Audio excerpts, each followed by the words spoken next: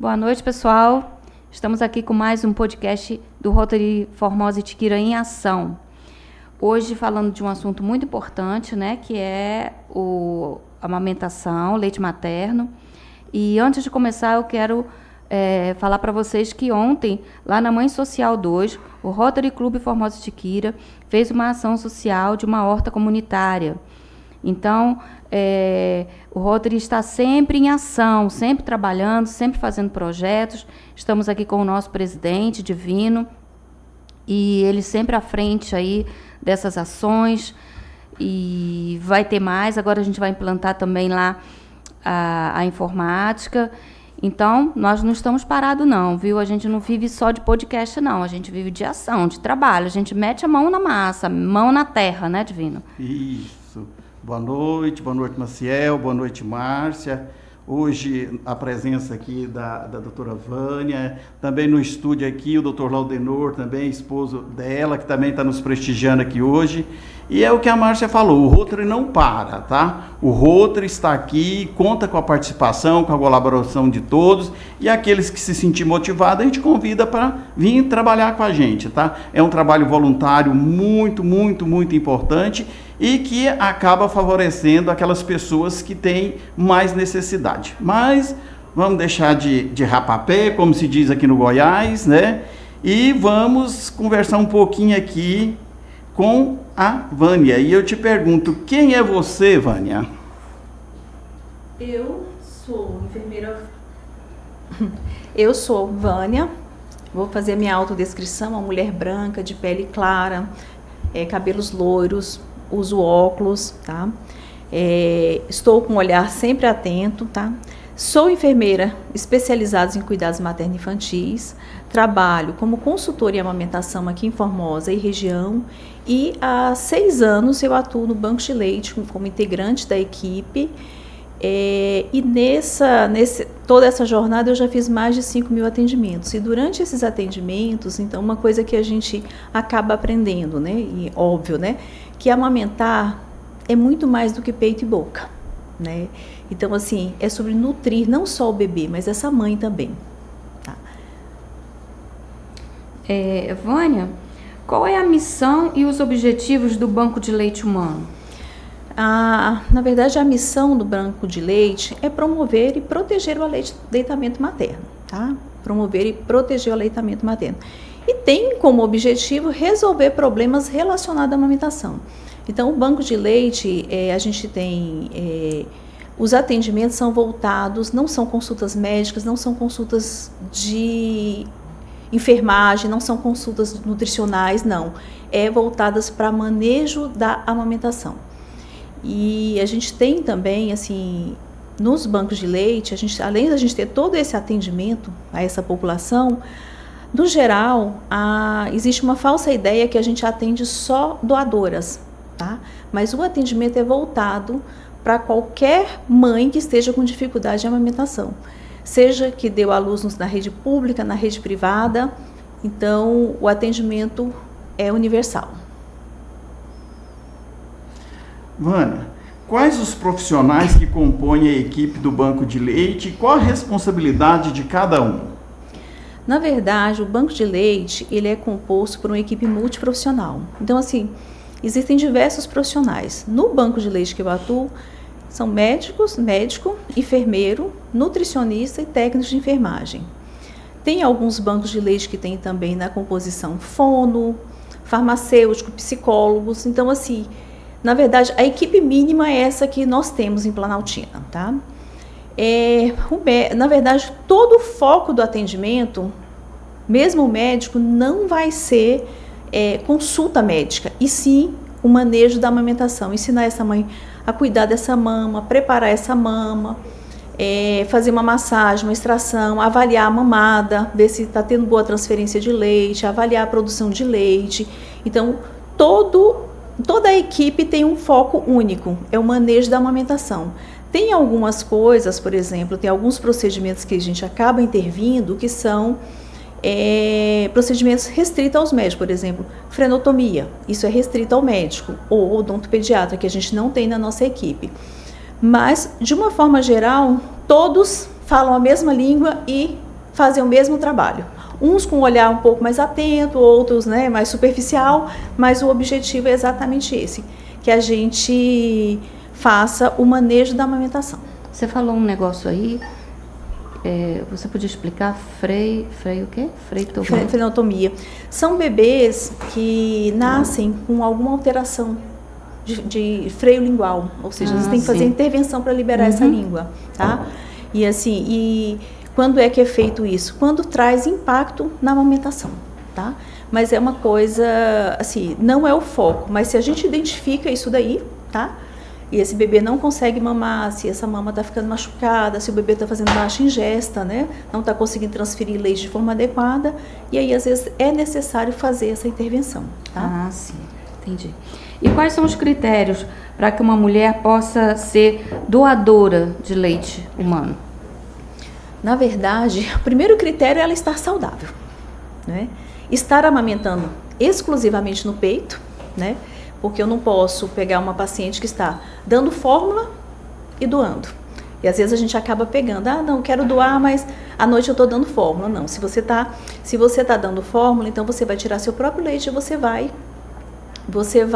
dar o seu próprio leite. Mesmo por algum motivo, você vai dar o seu próprio leite. Então a gente não... Primeira coisa é estar saudável, estar amamentando o próprio filho em aleitamento materno exclusivo e ter leite excedente, tá? E não usar nem drogas, né? E nem nenhuma medicação que seja incompatível com a amamentação. Que medicamentos são esses? São vários medicamentos. A gente tem um site que chama E-Lactância, E-Lactância. Então, esse site, toda medicação que é específico de amamentação, toda medicação que a mãe for usar, se ela jogar lá, vai dizer se é compatível ou não com a amamentação. Então, a gente tem antibióticos, tem antifúngicos, tem medicações, principalmente as medicações dos pacientes com depressão, né, pacientes psiquiátricos. Então, assim, a gente tem uma gama maior dessas medicações. Então, a gente precisa o quê? A gente precisa estar atento a isso. Usuárias de drogas, né, e aí, por exemplo, você acaba transferindo. E ter os exames, né? A gente faz, para fazer um cadastro de doadora, o que a gente faz? A gente faz um exame, uma avaliação clínica com exames, né? Por exemplo, uma paciente que está com anemia. Primeiro a gente vai tratar essa anemia para depois colocá-la como doadora. E alguns exames de sorologia, HIV, sífilis, HTLV, hepatite B e C. Então, por exemplo, uma paciente que já tratou sífilis, ela pode amamentar o próprio filho, mas ela não pode ser doadora, tá? Uma paciente que é tabagista, ou seja, ela pode amamentar o próprio filho, mas não pode doar. Então, tem alguns critérios. Então, todo esse cuidado é feito nessa triagem. Ah, perfeito. Entendi. E como é feita a captação do leite materno? Na verdade, essa captação, ela é feita durante os atendimentos. Por exemplo, em Planaltina a gente tem uma média de 300 partos por mês, tá? Então, o banco de leite passa a visita em todas essas puérperas, fazendo essa orientação de amamentação. Se é uma paciente que tem alguma dificuldade, que você identifica uma dificuldade maior, tem pacientes que a gente vai 4, 6 vezes no dia na mesma paciente. Às vezes chego lá e acho que o negócio não está fluindo, eu vou lá chamar a colega, vão comigo, às vezes já vai trocando experiências, né? Então, assim, durante esses atendimentos, a gente faz essa orientação, faz toda a orientação de amamentação e a gente já diz, olha, se você tiver leite em excesso e se tiver interesse em doar, tá aqui a gente dá um folder, né, com algumas orientações de amamentação e o contato do banco de leite. Então, a gente faz essa captação direto na maternidade, a gente faz essa captação também, essas mães que chegam para atendimento na maternidade, no banco de leite, que a gente tem um ambulatório. A gente tem um ambulatório. Então, esse ambulatório, quem faz atendimento é o médico, tem dia que é o médico, tem dia que sou eu, que sou enfermeira, tem um dia que é a nutricionista, então todos os dias tem atendimento ao público. Então, nesses atendimentos, que essas pacientes chegam com dificuldade, o que acontece? Depois que a gente resolve o problema, que o objetivo ali no momento não é doação, mas sim resolver o problema. Está com a amamentação estabelecida, o que a gente vai fazer se tiver leite excedente? E a gente tem uma estimativa de que para cada 12 atendimentos de mulheres, uma se torna doadora. É interessante aí observar que aí é que vem sempre o que eu falo, o conhecimento é uma coisa importante, né? Eu acredito que a maioria das pessoas que estão nos ouvindo, quando fala banco de leite, está pensando em doação. Sim. Né? E agora, pelo que você está nos falando aqui, a preocupação primeiro é a própria amamentação do bebê, né? A amamentação é algo assim muito desafiador. Então, assim, tem uma paciente ou outra que tira de letra, é super tranquilo. Mas além da dificuldade do manejo, tem mães que não conseguem segurar o bebê. Posicionar o bebê para mamar. E tudo isso a gente ensina, como pegar, como posicionar essa mama.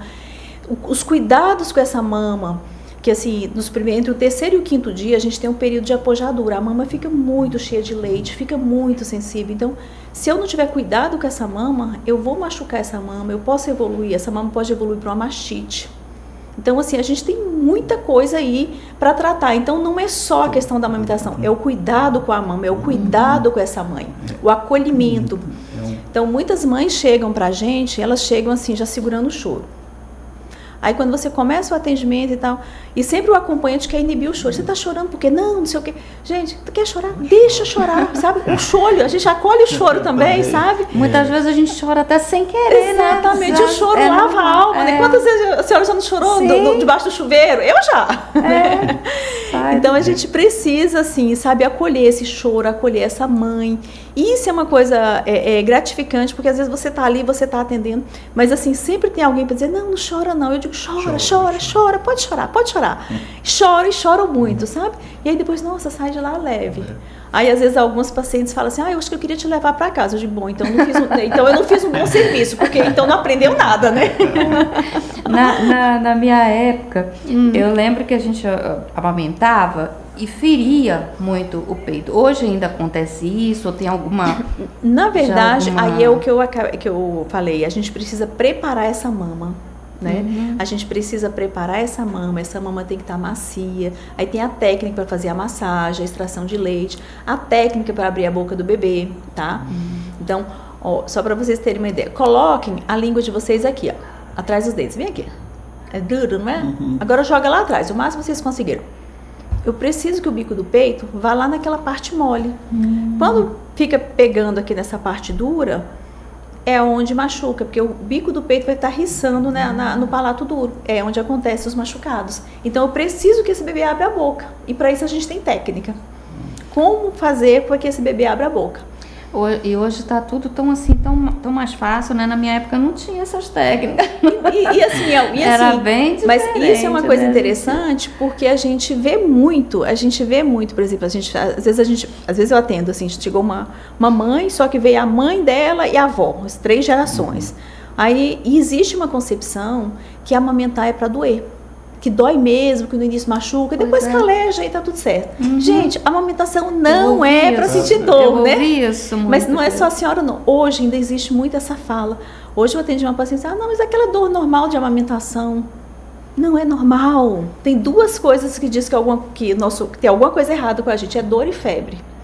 A gente valoriza muito a febre e a dor a gente negligencia. Porque o limiar de dor de cada um é diferente, né? Então, às vezes assim, eu arranco a minha unha, eu sinto uma dor. A senhora já vai sentir uma dor diferente, talvez mais intensa ou menos, mais amena, mas é o limiar de dor diferente. E a febre, a gente vai ali, coloca o termômetro e vê o quanto tá, né? E aí a dor não, a dor é intrínseca, cada um tem um limiar de dor. E a gente precisa aprender a respeitar o nosso corpo, ouvir o nosso corpo. Vocês ensinam, né? Ou melhor, vocês orientam como amamentar. E como é feita essa orientação às doadoras sobre coleta e armazenamento e higiene? Olha só, essa coleta, a gente faz orientações durante esse atendimento na maternidade, né? A gente faz essa orientação, como preparar essa mama, como fazer essa extração desse leite, e a gente faz toda essa orientação. E outra coisa que a gente faz também, por exemplo, a gente faz essa orientação na maternidade só dizendo, olha, se tiver leite e tal, a gente faz orientações dos cuidados com a mama. Quando essa paciente faz contato, através do e-mail, né, a gente tem um site, do Amamenta Brasília, tem vários meios de comunicação, através do bombeiro também. Elas fazem contato que a gente vai fazer o cadastro individual, aí a gente faz a orientação. Essa orientação a gente manda vídeo, a gente manda material educativo, tá? Então a gente tem os vídeos, tem o material educativo. Quando essa paciente vai receber, a gente fez o cadastro, no DF a gente tem a parceria com o Corpo de Bombeiro, tá? Há muitos anos. Então o Corpo de Bombeiro vai na casa, legal. Tá? Eles vão, fazem a coleta, tá? Por exemplo, é um doador novo. Eu coloco, por exemplo, lá na Altina a gente tem coleta 3 vezes na semana, na segunda, na quarta e na quinta. E aí, por exemplo, a gente seleciona por bairros, e aí essa doadora, vamos supor que seja, ela vai começar a doar, mas ela vai ficar no grupo de quinta-feira, mas hoje é segunda, ela não vai jogar leite até quinta. A gente coloca fora de rota, o bombeiro leva e a gente faz toda a orientação por telefone. A paciente não precisa ir no banco de leite. Se os exames dela estiver tudo ok, ela não precisa ir no banco de leite. Ela vai precisar ir lá se a gente precisar colher exames, porque a gente não tem essa possibilidade de ir sair para fazer a coleta, sabe? E aí a gente faz toda essa orientação da higiene, né, que tem que estar com o cabelo preso, usar uma máscara, porque quando a gente recebe esse leite, a gente faz todo um processo com esse leite, às vezes a gente consegue olhar e ver fragmentos de pele, um cílio, então verdade. Isso é material biológico, então cresce bactérias, e aí esse leite é descartado. Então tem todo um processo aí por trás. Então a gente faz essas orientações por meio de vídeo, por telefone, liga, orienta, às vezes faz chamada de vídeo, enfim, a gente faz acontecer. Né? E é só em Planaltina que vocês recolhem ou recolhem de outros locais também? Na verdade, Aqui em Formosa, por exemplo, pode doar? De que maneira? Então. Adiantando, mas nós vamos chegar lá, né? Eu não fui ver. Aqui em Formosa, a gente não tem nem posto de coleta e nem banco de leite. Como eu faço muita consultoria das pacientes aqui em Formosa, a grande parte dessas pacientes se tornam doadoras. E aí eu sou o posto de coleta, meu marido às vezes é o posto de coleta. Então eu recolho esse leite, tem algumas doadoras que levam na minha casa, aí eu armazeno, tem uma gaveta do meu freezer que é especificamente para isso. Eu armazeno esse leite. Primeiro, para buscar esse leite, eu tenho que estar com caixa térmica, com controle de temperatura, armazeno esse leite assim que possível. Geralmente no dia seguinte, eu procuro pegar no dia anterior e para levar no dia seguinte. Aí eu levo esse leite para Planaltina, tá? Perfeito. Então, na verdade, eu brinco que eu falo que eu sou o posto de coleta de Formosa.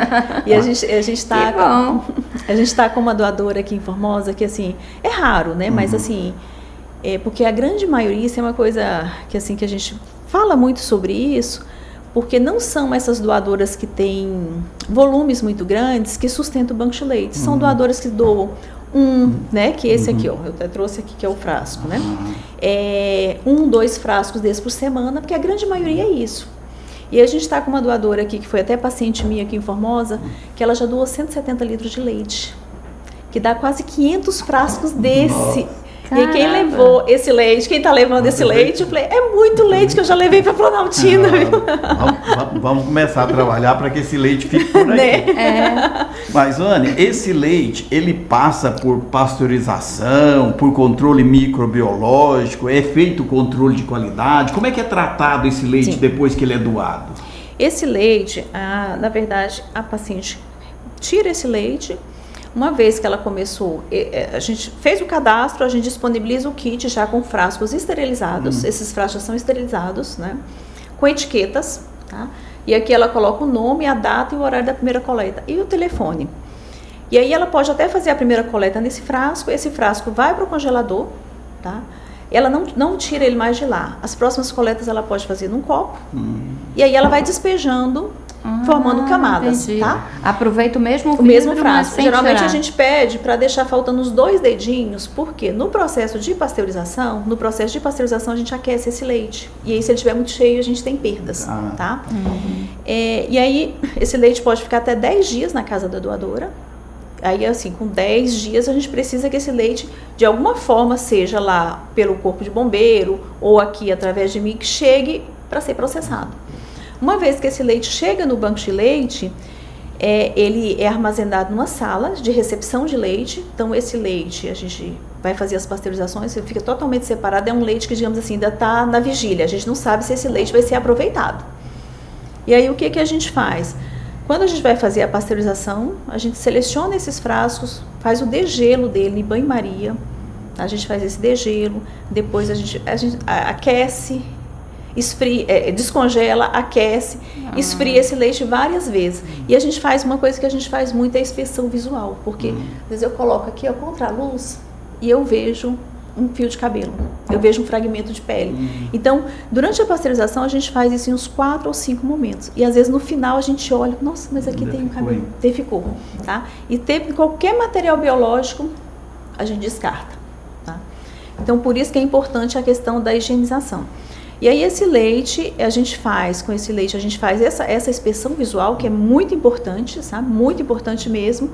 E a gente também faz testes, né? Testes biológicos. Então, a gente colhe a amostra desse leite, a gente coloca numa estufa. Se crescer algum material biológico que tem uma técnica, se tiver qualquer coisa, a gente... Descarta. Na verdade, a gente não descarta de imediato. A gente colhe uma segunda amostra para ter certeza, porque é muito valioso, para simplesmente descartar, né? A gente colhe uma segunda amostra, a segunda amostra veio positiva, aí a gente descarta. E aí a gente usa esse leite que seria para descarte para calibrar os equipamentos, porque os equipamentos têm que ser calibrados numa temperatura exata, tá, de 62 graus e meio, e aí a gente tem, durante todo esse processo, se esse leite atingir uma temperatura maior que isso, eu tenho perda desse leite, né? Se está menos, eu não vou ter o processo que eu preciso de pasteurização, então assim é muito delicado. E outra coisa que a gente consegue fazer também com esse leite, nessa pasteurização a gente consegue saber quantas calorias tem esse leite, tá? Então, quantas calorias tem esse leite? Então, se é um bebê que é um prematurinho, que está lá, que precisa receber leite, se ele precisa ganhar peso, eu vou oferecer para ele o quê? Um leite mais calórico. Como que você distingue esse leite mais calórico? Durante a pasteurização, tem uma técnica que a gente faz, a gente usa uma centrífuga, a gente colhe, né? Porque assim, a pasteurização ocorre em um laboratório, é literalmente um laboratório.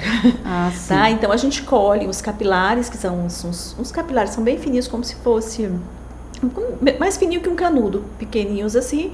A gente colhe 3 amostras de cada frasco, põe nessa centrífuga, ele tem o tempo que gira aquilo dali, vai separar o soro da gordura, aí através dessa gordura a gente pega, é laboratório, tá?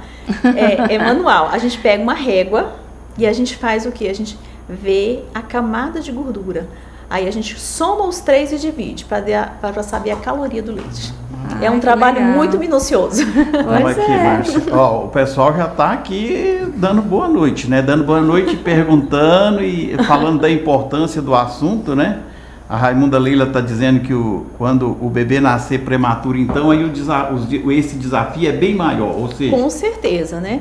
Porque vai ter os bebês que vão nascer que não tem força de sucção, não tem musculatura para fazer essa sucção. E aí a importância, tem bebês que ele vai ser alimentado com o quê? Com 1 ml de leite. Nossa! Tá?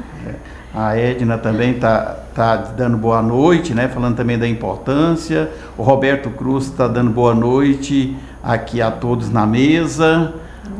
Tem gente agora aqui de Lusiânia também nos ouvindo, ou seja, o pessoal está aqui parabenizando e comentando que realmente é um assunto muito importante e também dizendo assim que às vezes a gente não consegue mensurar a importância. A gente resume banco de leite a doação de leite. Sim. Né? É isso que o pessoal está chegando nesse raciocínio. Não consegue entender a importância e a dimensão. É muito mais do que isso. Muito mais do que o nome, né? Salva vidas. Então, exatamente, é muito mais do que o nome. A gente que já amamentou é que sabe, né? Sim. De toda essa importância, de todos esses desafios aí. E assim, a gente vê isso porque a gente acaba... Antes de eu ir trabalhar em banco de leite, eu tenho uma filha e uma enteada. A minha filha amamentou tranquilamente, sem problema. A minha enteada teve maior dificuldade na amamentação e ela sofreu muito. E eu, na época, não tinha conhecimento para ajudá-la. Mas ela sofreu bastante, sabe? Como que é garantida a segurança do leite para os recém-nascidos? Na verdade, essa segurança é garantida através desses testes biológicos, né, dessa inspeção. E aí é onde entra também, a gente avalia se esse bebê precisa de leite hipercalórico, que a grande maioria dos recém-nascidos precisa de leite hipercalórico, os prematurinhos, o baixo peso. Em Planaltina, temos poucos leitos de UTI, tá? Então, UTI neonatal. Então, assim, o nosso consumo lá, em relação à UTI, é pequeno. Mas a gente tem o quê? Nós somos um hospital autossuficiente. O que é isso? Não só os bebês prematuros recebem leite materno. Todos os bebês que precisam de leite, independente de ser bebê prematuro, a termo, ou bebês que às vezes a mãe vai fazer alguma intervenção cirúrgica, alguma coisa, a gente consegue disponibilizar leite materno ao invés de fórmula para esses bebês. Tá? Então, nós somos alguns hospitais no DF são autossuficientes. E a rede privada, infelizmente, muitos oferecem fórmula. Perfeito. E, geralmente, é outra pergunta que o pessoal está até fazendo aqui, perguntando assim, e como é que a mãe chega? Como é que vocês conseguem? A mãe chega lá e fala, eu preciso de leite. Né? Não, como que funciona aí da mãe às vezes tem algumas mães que, assim, que acham que é padaria. Vou ali no mercado comprar um litro de leite. Né? Não é, assim, na verdade, assim, a gente tem critérios, né? Então, a gente tem critérios. Então, a gente avalia como é que está a produção. Às vezes, a gente fornece esse leite para essa mãe levar para casa, para a gente não entrar com fórmula de imediato. A gente fornece, orienta, só que eu não vou dar 10 frascos de leite para essa mãe. Eu vou dar uma quantidade e mandar ela voltar com 2 dias, para me ver como é que está a evolução. Até porque se ela é uma paciente, uma paciente que tem produção de leite, se ela começa a dar só o leite do banco de leite, o que vai acontecer? Ela não vai tirar o próprio leite. E aí ela vai ter um problema nessa mama, ela vai evoluir para uma mastite.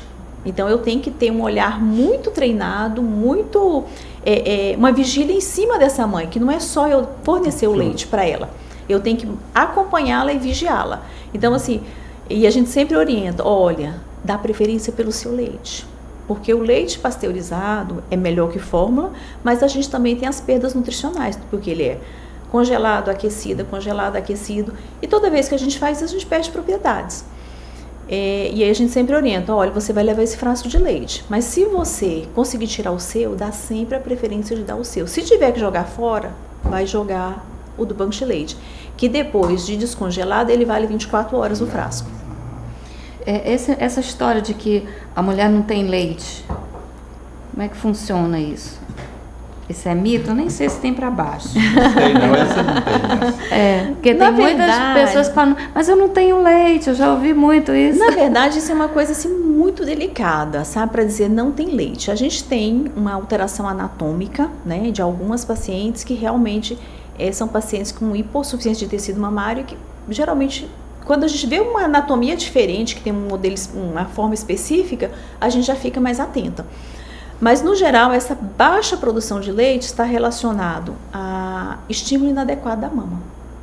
Uma pega rasa, a gente não posiciona esse bebê direito, não prepara essa mama, o bebê fica pegando só o mamilo, não estimula.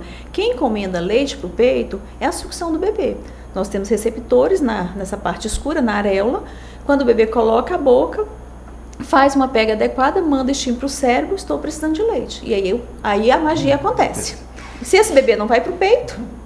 Isso aí, então, é a história de quem não quer amamentar mesmo. E essa história de quem não quer amamentar, a gente também precisa respeitar. Né? Sim, lógico. Porque às vezes tem pacientes que eu não quero amamentar, para mim não é legal e tudo, e a gente tem que respeitar e validar. A gente tem a obrigação como profissional de orientar os benefícios, mas é um direito, né? O corpo é dela e tal, a gente orienta. E isso é uma coisa que às vezes a gente vê alguns profissionais que querem amamentar mais do que a mãe. Tem isso. Mas, Elônia, ainda dentro dessa mesma pergunta, em função da sua colocação, que é óbvio que a gente tem que respeitar a pessoa, né? Já que ela não quer amamentar, a gente não pode obrigar. Mas e aí, o banco de leite vai doar leite por bebê? Não vai doar. A gente faz uma avaliação, por exemplo, enquanto a gente está estabelecendo essa amamentação, em alguns casos a gente fornece leite. Depende também do estoque.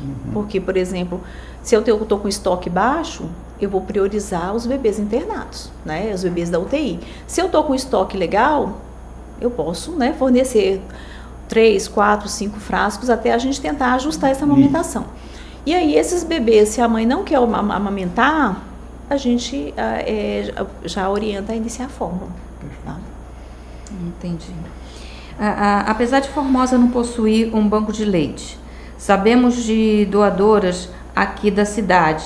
Há uma estatística do volume médio de leite coletado aqui em Formosa ou até mesmo de doações para a nossa cidade? Na verdade, essa questão de doações daqui é aquela questão. Assim, eu sou o posto de coleta, então as pacientes que eu atendo, a grande maioria, elas se tornam doadoras e eu levo. E assim, mas a grande maioria das pacientes, elas têm o quê? Doa pouco volume. Uma paciente ou outra que tem um volume maior, que é o caso de uma paciente que eu tô, o bebê dela está com 8 meses, e ela já abasteceu a rede banco de leite do DF toda para o mês. Mas assim, a grande maioria é uma doação mínima, assim, 8, 10 litros de leites por mês. Excepcionalmente com essa doadora, a gente está nessa faixa no primeiro semestre foram 150 litros. Que saiu aqui de Formosa. Sim. Parabéns, senhora. Por falar aqui das mães que não querem amamentar, a Zilma colocou aqui que mãe que amamenta, fica mais bonita. Emagrece, né? O emagrecimento Tá vendo? Vânia, qual o impacto do banco de leite na redução da morbimortalidade neonatal? Olha, a gente tem dados do Ministério da Saúde, né? A gente tem que, uma estatística que está até na OMS, que de 90 a 2012 a gente conseguiu reduzir em 70% o índice de mortalidade neonatal. Nossa, que legal. É muita coisa, sabe? É muita coisa. Muito bom. E aí também diminuiu em média de 40% as enterocolites, né? Que são doenças do trato gastrointestinal. Esse bebê está com esse intestino totalmente imaturo, e aí de repente você chega e dá uma fórmula que é ácida, é totalmente incompatível com aquele bebê. Quando a gente faz leite materno, tem uma redução de média 40% as enterocolites. Tá? Tá aí a importância, né? Tem alguma estatística da quantidade média de leite doado e distribuído no Brasil, no Distrito Federal, aqui no Goiás? Na verdade, assim, esse ano, até 30 de junho, a rede de bancos de leite nacional realizou 1.149.000 atendimentos a mães. Caramba! Tá?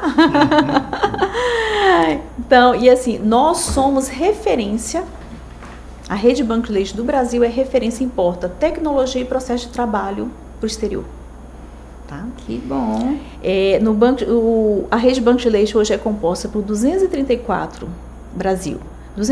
bancos de leite, 254 postos de coleta, realiza em média 200 mil bebês de baixo peso. Tá? E isso são dados do Ministério da Saúde, tá? São doados em média 600 mil potes de leite cheio. Tá? E no primeiro semestre a gente já atendeu, né? Eu digo a gente porque eu estou lá atendendo também, né? 1.149.000 atendimentos. Esse atendimento é mãe e filho. Esse atendimento ambulatorial, tá? Então, a rede do DF hoje a gente tem 14 bancos de leite e 7 postos de coleta. Isso inclui os hospitais privados também. Porque quando se fala em bancos de leite, você não faz discriminação. Do privado, é do público, não. Eu tenho leite sobrando, o Hospital Santa Lúcia, que tem posto de coleta, está precisando, a gente vai doar. Porque o objetivo é o resultado final. Não é se é público ou se é privado. Lógico. Tá? E aí, em 2024, DF realizou 2.312.000 atendimentos. Tá? Aqui. Individuais, né? Muito. A gente teve ativa 193.000 doadoras. Porque doa, sai, entra outra, né? Foram 245.000 litros de leite doados. Muita coisa, né? É muito leite, né? Muito. E aí a gente atendeu também 219.000 bebês que receberam esse leite. Que, ou seja, pega aqui e põe pra cá. E como a gente faz essa coleta, é feita através do bombeiro. Os bombeiros realizaram 281.000 visitas domiciliares colhendo leite. Que legal, né? Agradecer E Goiás, eu não tenho a estatística de Goiás, mas a gente tem 4 bancos de leite no Goiás e 3 postos de coleta. Sendo que está centralizado Goiânia, tem banco de leite e posto de coleta, Anápolis também, e tem um posto de coleta em Brasilinha. Brasilinha tem? Brasilinha tem. E quem faz a coleta de Brasilinha, o que acontece? É só um posto de coleta, eles não fazem essa pasteurização, esse processamento. Esse leite, o bombeiro, inclusive é o nosso bombeiro que trabalha com a gente, vai a Brasilinha, leva as caixas térmicas, pega esse leite, leva para o HMIB, processa esse leite e parte desse leite é devolvido para Brasilinha. Não fica todo, mas assim, um percentual vai para eles. Volta para eles, para eles usarem lá. Interessante. Como é feito o acompanhamento das doações após a doação? Há suporte psicológico ou nutricional para as mães em dificuldade financeira? Então, na verdade, assim, a gente faz um acompanhamento com essas doadoras, tá? A gente faz o acompanhamento, monitoramento de saúde. Então, se é uma paciente que está com anemia, está com alguma, né, a gente vai tratar. Mas, assim, a demanda de políticas de saúde vai para a atenção básica, né? Os postos de saúde, e aí a gente já sabe que acaba não tendo, né?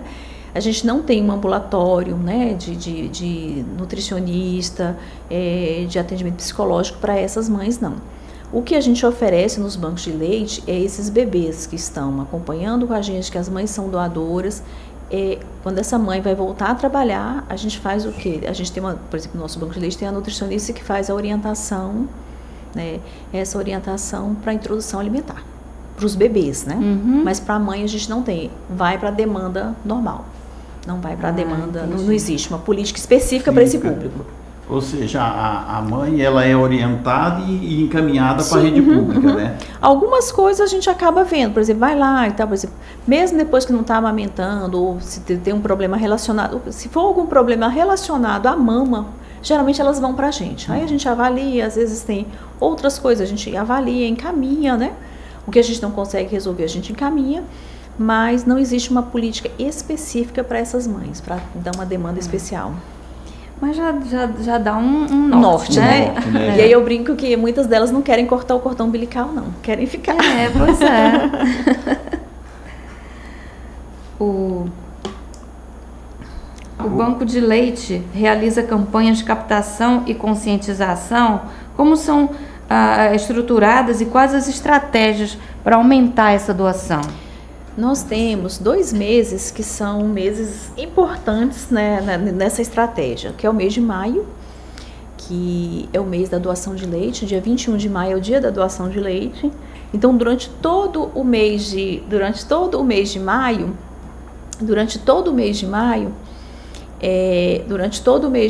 então existem eventos, né? Tem seminários, tem transmissões, cada banco de leite faz um evento, por exemplo, a gente faz uma festa para essas doadoras, e é onde entra o Rotary, né, que a gente vai atrás de doações, para poder brindes, né? Então, enfim, a gente acaba envolvendo a sociedade porque a gente não tem recursos para isso. E então, assim, o mês de maio é um mês importante. Quando é o mês de maio, que assim, a gente acaba tendo uma repercussão maior na mídia, no mês seguinte, nossa doação sobe. Tá? Sim. É sempre assim, né? E aí outro mês é o agosto, né? Que é o agosto dourado. Então a gente acaba também nesses períodos, então assim, dá uma equilibrada em espaço de tempo, e a gente tem. E às vezes tem também campanhas, né? Por exemplo, o estoque tá baixo. Às vezes dá uma baixada nos estoques, aí entra a mídia e tudo para poder aumentar essa arrecadação. E sempre surte bastante efeito, sabe? E a gente hoje com as redes sociais, né, é bem mais fácil, né? Ela já foi bem mais difícil. Atrapalha, essas redes sociais atrapalham a parte, mas ajuda muito, né? Ajuda bastante. A nossa próxima pergunta era exatamente sobre a escassez de leite, né? Você já disse aqui que a demanda do DF ela é suprida, sim, né? Mas havendo escassez de leite, tem alguma maneira, alguma troca com outro banco de leite? Sim. Ou seja, além das campanhas, é óbvio, né? Vocês fazem essa troca com outro banco de leite, outra localidade? Sim, na verdade, assim, o banco de leite, eu falo que é um local muito bom para se trabalhar, porque, no geral, quando você pensa que hospital público, você fala assim, não, isso aqui é meu, não vou dar para ninguém, né? Isso aqui é meu, não vou dar para ninguém. Mas quando você fala no banco de leite, então, por exemplo, a gente doa muito leite para a rede privada. No Planaltina a gente tem uma arrecadação excelente de leite. E aí a gente doa esse leite, qualquer hospital que esteja precisando. Se a gente tem leite que a gente consegue doar, a gente passa, tá?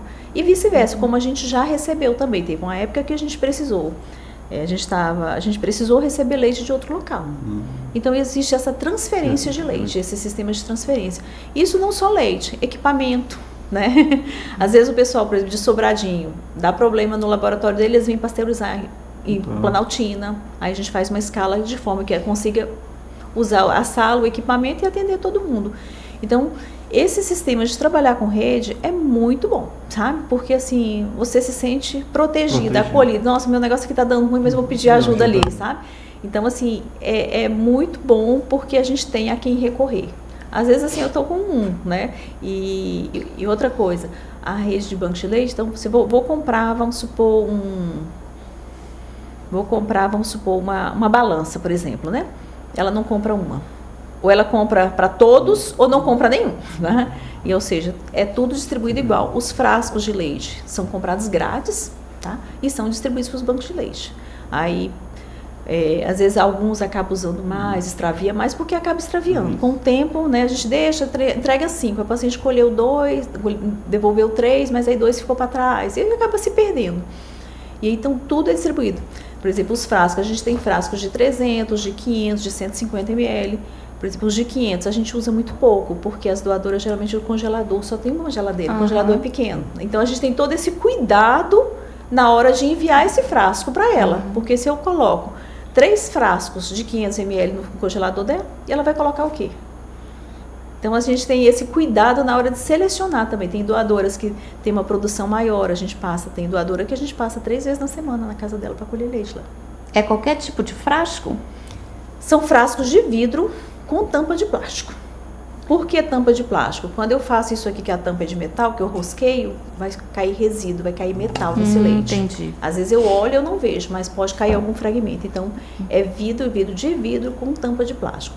E aí hoje a gente tem, quais são esses frascos, assim, além dos padronizados? A gente tem os frascos de Nescafé, né? Aqui de Nescafé, que aí a gente usa bastante. A gente sempre recebe doação de frascos de Nescafé. A gente então pode até pedir doação, então, né? De frascos de Nescafé. Sim, a gente pelo menos faz uma parte, né? Uma pontezinha. E aí esses frascos são esterilizados. Mas se usar algum outro tipo de frasco, eles vão ser descartados? Vão. Por exemplo, se chegou um frasco lá para mim com tampa de metal, eu vou descartar. Eu vou descartar, tá? Se chegou um frasco de plástico, por causa do BPA e tudo, então vai ser descartado.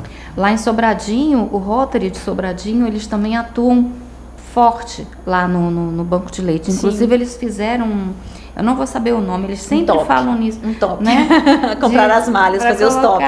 Sim, gente, essa ideia fantástico. Nasceu em Planaltina e foi até a minha colega, a Fernanda, que ela foi fazer um treinamento na Angola e para uma equipe e tudo, e aí lá ela viu e ela trouxe essa ideia.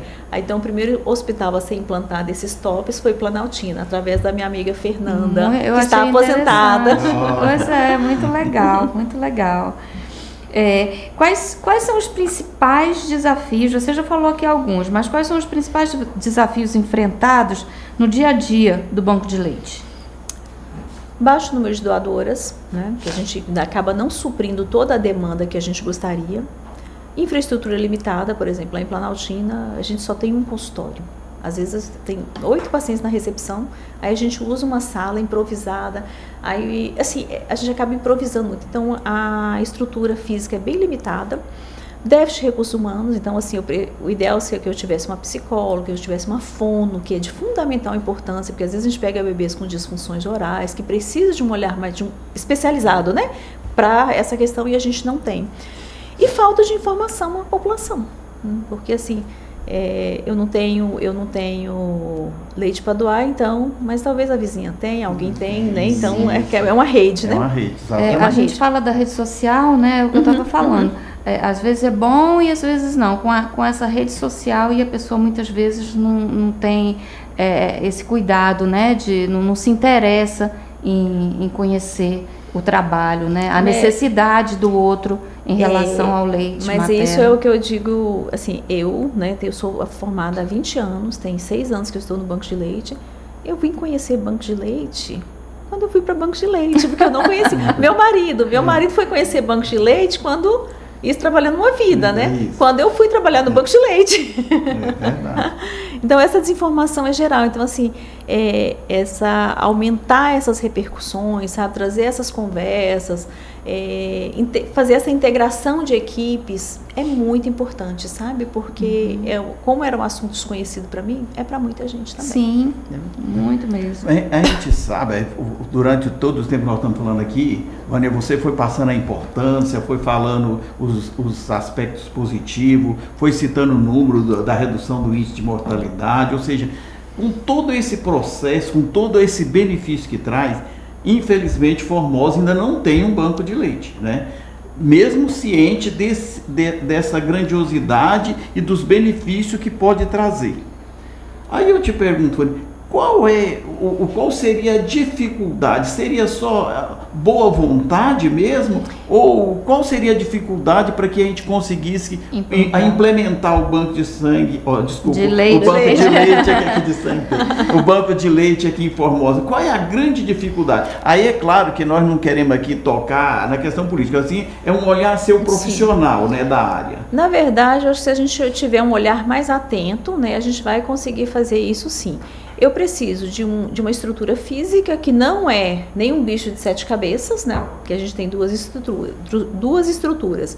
Uma para posto de coleta, que o ideal não é o posto de coleta, é o banco de leite, com todo o processamento para esse leite ficar, né, na origem, né, de onde foi arrecadado. E aí eu tenho uma equipe mínima, né? Eu preciso de médico, eu preciso de enfermeiro, eu preciso de técnicos de enfermagem, ou seja, recursos humanos, para poder fazer isso daí. E eu preciso de equipamentos. E esses equipamentos, no Brasil, eles não são... até porque a grande maioria são produção nossa, a gente importa. A gente exporta, né? Então, a gente tem uma estrutura física mínima, que é o consultório, uma sala de pasteurização, uma sala para leite cru. Então, assim, eu tenho até as plantas no meu celular e tudo, da estrutura física que a gente precisa. Mas eu acho que assim falta um pouco de empenho. Na gestão anterior eu cheguei a procurar, porque como eu falei, o sonho da nossa antiga coordenadora, a doutora Miriam, que ela está aposentada hoje, era um banco de leite. E desde que eu entrei no banco de leite, Vânia, nosso banco de leite, Vânia, eu já tentei marcar, eu falei até com uma outra pessoa, estava tendo até um evento ali no ginásio, eu passei com meu marido, a gente passou para comer, aí eu vi uma coisinha do rótulo, fui lá conversar, peguei o número e tudo, mas assim, a gente acabou que não foi muito para frente a conversa, sabe? Então, acho que se a gente conseguir realmente envolver a sociedade civil, a gente consegue, porque a gente precisa, assim, do apoio da sociedade civil para poder tocar esses projetos. Mas com força de vontade e perseverança. Aí, com a colega, a Denise, que é a nossa colega rotariana, já te convidou para você fazer também, eu acho que umas apresentações aos funcionários da prefeitura, é isso? Sim, sim, a gente agendou, tá? Nós agendamos... Na verdade, aí acaba que eu brinco, eu falo que assim, que eu trabalho nas minhas folgas, né? Eu recolho leite nas minhas folgas, né? Mas enfim, Aí a gente já está alinhando, inclusive eu até convidei a minha colega Fernanda, que é essa que eu falo que ela foi minha mentora, né? Uhum. Ela vai participar também, sabe? E a gente vai fazer uma capacitação para os funcionários, sim. Então, eu acredito que aí fazendo essa capacitação, né? Desperta o interesse, o interesse. A gente começa a alimentar. Aí, exatamente, aí é a oportunidade, talvez era a oportunidade que faltava para que a gente entrasse dentro da prefeitura, né? Uhum. Então eu desejo muito sucesso lá nessas conversas lá, né? E que a prefeita nos ouça também e se integre, se interage, né? E a gente consiga essa implementação aqui na cidade, porque os benefícios são notórios. Imensos, né? E a gente tem não só o impacto de mortalidade, né, dos benefícios, né, os processos redução de processos alérgicos, assim, N benefícios. E a gente também tem a questão ambiental. Então, imagina quantas latas de leite não é jogada, né? Lixo, né? Lixo. Quantas latas de leite não são descartadas? Exato. Então, assim, quando a gente pensa em amamentação, a gente pensa tudo isso que a gente conversou, mas também no impacto ambiental. Bom, gente... tudo, né, que existe hoje, um dia foi sonho, né? Começou de algum lugar, com certeza, né? E a gente vamos trabalhar nisso. A gente já teve esse sonho lá atrás. Deu uma esfriada. Mas assim, não morreu. Ele esfriou, mas não morreu. Mas a gente está aqui firme e forte, né? E principalmente agora, eu acho que com a boa vontade da Vânia, que ela já mostrou, de estar aqui falando com a gente na Rotary em Ação, vai ter oportunidade, vai estar lá dentro da prefeitura, conversando com pessoas que vão ter poder de decisão. Quem sabe a gente vai conseguir abrir um pouquinho, né, a cabeça das pessoas dessa conscientização, né? E aí vamos trabalhar por isso, né? Exato, vamos firme. Eu trouxe essa camisetinha que são doadas para os nossos bebês. Aí eu ia deixar com vocês, mas aí vocês já tem destino, né? Que foi a nossa doadora, a Cláudia. Então eu posso dar para a Cláudia, né? São as camisetinhas que são disponibilizadas, não sei se ela confeccionadas. Tá aqui ouvindo, ó, Claudinha. São a camisetinha Eu Divido Meu Leite.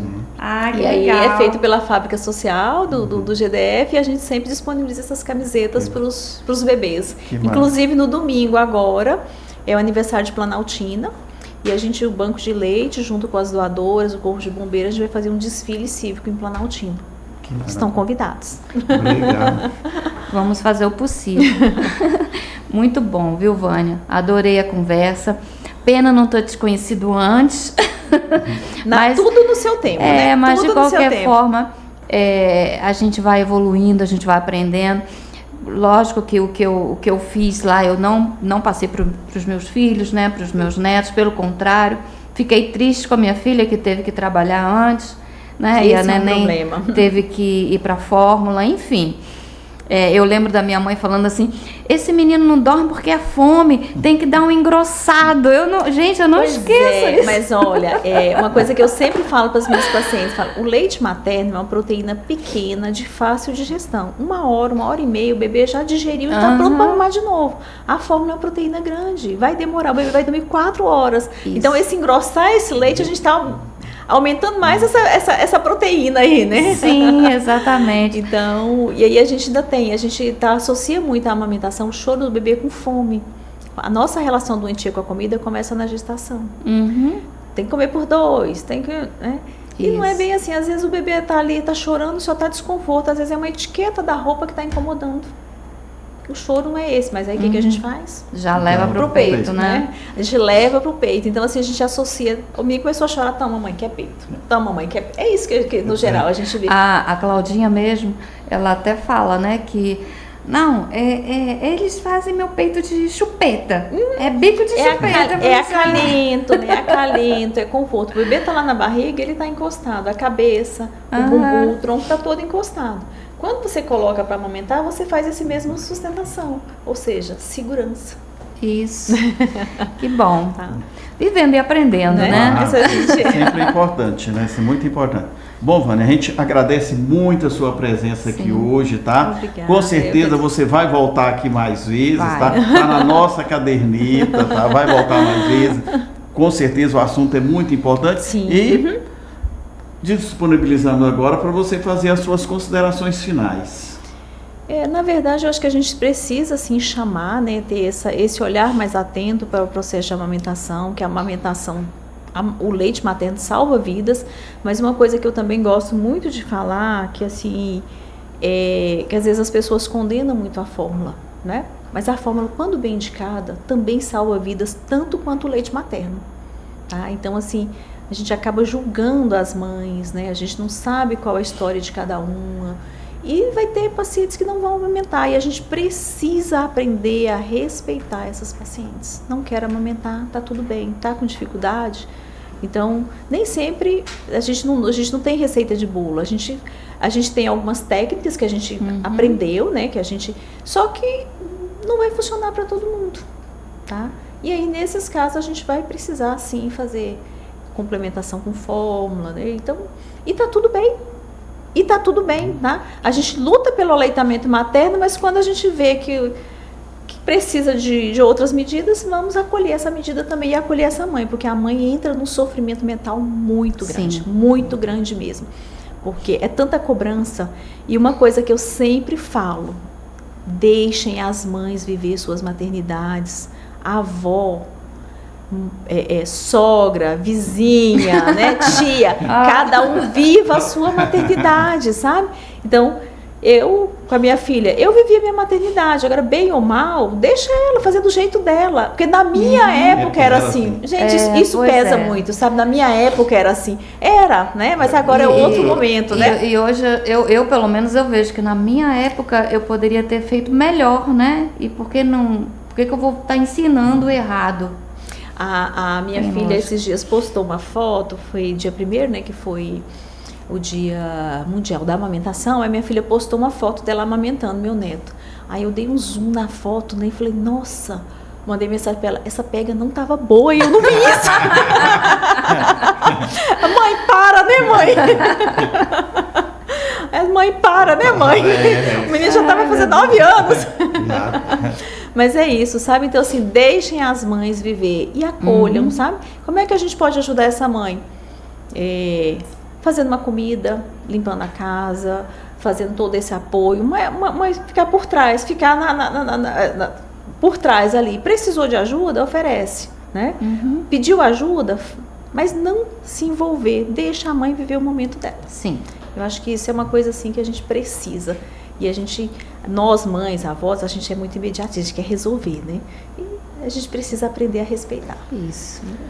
Isso aí eu aprendi. Eu aprendi sim. Eu não me meto não, em nada, nem em filho, nem vida conjugal, nada. Será verdade, hein, Maciel? Será verdade, hein? Eu cuido de uma neta, né, que fica lá comigo. Mas assim, não me meto, não. Eu já tive tantas coisas ruins que eu não quero. A gente aprendeu a recuar, né? Sair de cena, né? Sair de cena, isso é importante também. Entro quando me chamam. Mas se eu tiver que xingar também, brigar lá, na hora que me chamam, eu vou. Bom, Márcia, então é isso. Foi um prazer. Boa noite, pessoal. Um prazer estar com vocês. Boa noite. Obrigadão aí a todos. Maciel, sempre atento aí com a gente. Obrigadão. E até a próxima, pessoal. Até a próxima. Boa noite. Dia 29, e nós vamos falar sobre a violência contra a mulher. Viu? Com a nova delegada aí da DEAN. Então, dia 29 estamos aqui de novo. E só lembrando, aqueles que estão nos ouvindo, que estão interessados, o Rotary continua de porta aberta, o nosso telefone está passando aí, vem se juntar a gente, nós temos muito serviço e estamos precisando de gente. Obrigado e boa noite. Boa noite.